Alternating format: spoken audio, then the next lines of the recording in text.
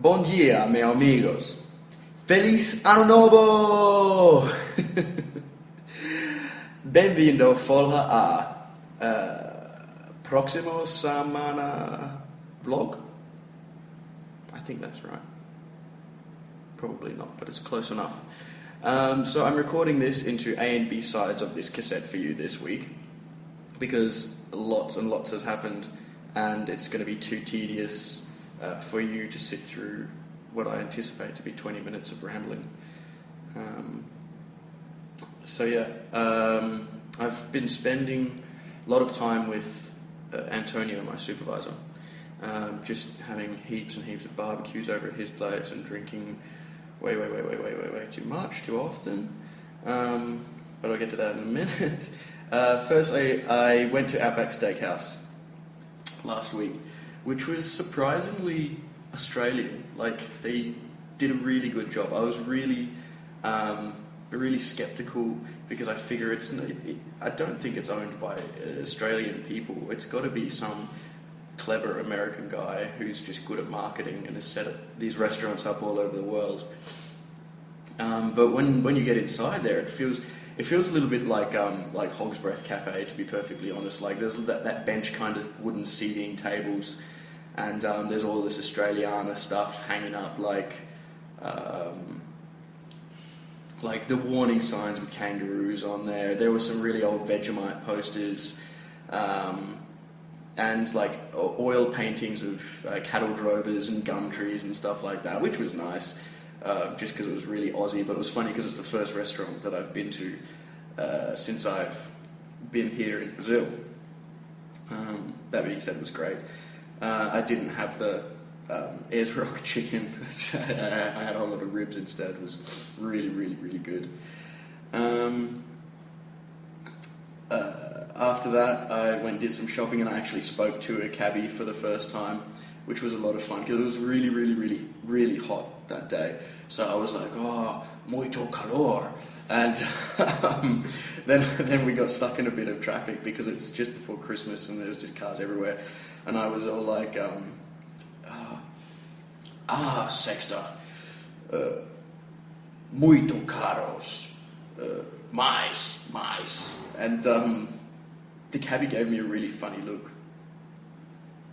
Initially I thought it was because I got the days of the week mixed up, but I got that sexto means Friday, which is okay, but now I think it's more my pronunciation and the fact that sexo means sex, obviously, so I may have been saying like lots of sex in cars, more, something like that, which would warrant a funny look.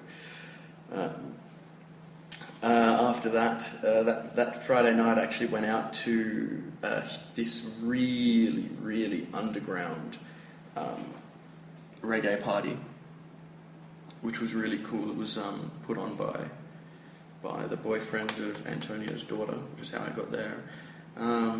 It was in a bit of a dodgier section of town, but it was cool to get somewhere different, all the same. My arm's getting sore. That's right. Yeah, no, it was nuts. So it was in the Italian club in this area, but it was like just a hall, and you walk inside, and all you can hear is this like crazy bass and like a little bit of typical reggae music, and there was like an MC just saying some stuff, and there was not a light in the place.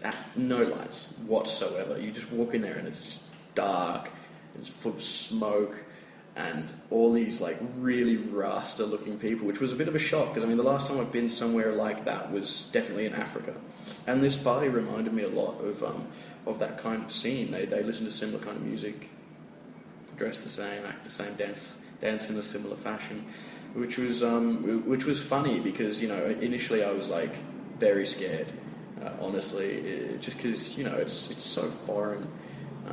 That's the first real party kind of thing that I'd been to. I was with like a huge group of people I was with a handful of people that spoke English, and it was okay. They were taking care of me, but still, it's confronting. But then, after 10 minutes or something, started to get back in the groove, and it felt a lot felt a little bit more comfortable, got a little nostalgic, which was cool. But this party, so there was not a light in the place, and there were these gigantic, like seriously ghetto blaster speakers, which was really cool. Like floor to whatever room you're sitting in. I'm sure it's floor to ceiling, not in this hall, obviously.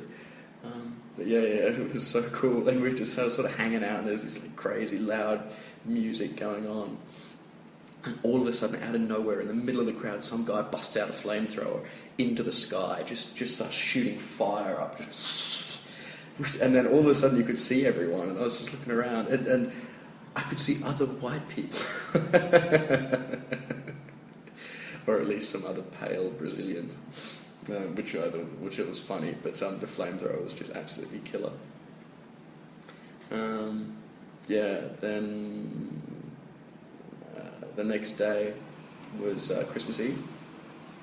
Christmas Eve here is just great. You honestly, craziest Christmas of my life, and I think everybody, given the opportunity, should come and experience a Brazilian Christmas, because they just don't celebrate it like anywhere else I've ever celebrated it anywhere on earth. Like you have a huge feast and everything, and the young kids get their presents on Christmas Eve, and they're all going crazy and stuff like that. And you're drinking, and it's kind of normal, except that at midnight, everyone goes absolutely ballistic. Like it's like New Year's. Someone just all of a sudden goes, "Oh my God, it's midnight," and I'm like, "Yeah, okay, cool, whatever." And everyone just goes, "Hey, Feliz Natal!" Everyone at the table, there was 14-ish, maybe more people at this table, stood up and just go, "Yeah, Feliz Natal!" And then everyone just starts grabbing each other and hugging and kissing and stuff. And I was like, whoa. And I was sitting next to a girl at the time, and it was okay. She's like, "Yeah, Feliz Natal." I was like, "Cool." And there was a guy who just comes up and just starts hugging me, kissing me, like, "Yeah, Feliz Natal." I'm like, "What the fuck are you doing? What the hell is this? Get away from me. Don't touch me like that."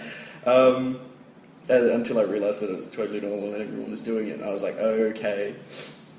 Still not overly comfortable with just all these random people just coming up and hugging and kissing you and stuff. And I thought that was really, after the initial shock of having no idea what the hell was going on and why people were screaming, it was really cool. It was just really, really, really different. But it was a lot of fun. Definitely very, very, very funny. The next day, Christmas Day, was absolutely insane. I'm going to stop there. So,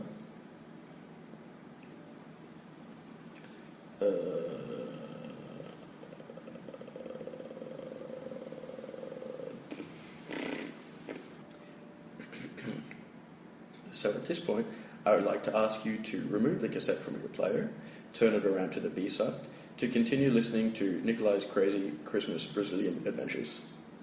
Ciao.